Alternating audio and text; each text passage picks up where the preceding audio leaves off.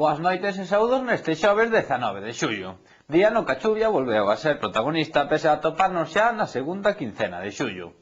Logo avanzaremos as previsións para os vindeiros días, pero xa lles anticipamos que o tempo seguirá inestable. Agora un repaso aos titulares. O Labrego Galego demanda solucións urxentes para o proceso de revisión catastral dada a aglomeración de persoas. A Feira do Moble de Galicia buscará coordinarse ca de Xixón. A profesional podería pasar a ser bianual.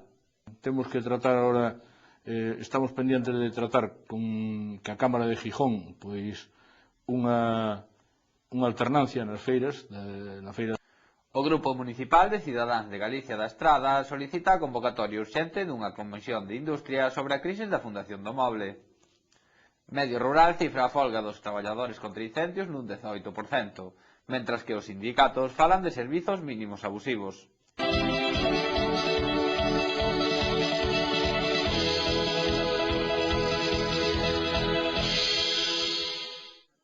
Alfonso San Martín, presidente da Fundación de Exposicións e Congresos da Estrada, adiantaba contactos cos responsables da Feira de Xixón.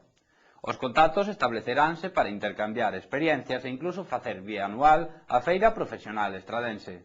De Gijón na nosa, iso temos que tratar de compaginalo para que haxa un certo nivel en ambas feiras e non tratar de competir en unha cousa que non ten sentido, que tratar de facer todas as mesmas cousas ás mesmas horas e aos mesmos días. Entonces, se podemos lograr unificar intereses, pois vai ser mellor para todos. San Martín tamén adiantaba a invitación ao presidente da Xunta para que inaugure a Feira do Moble.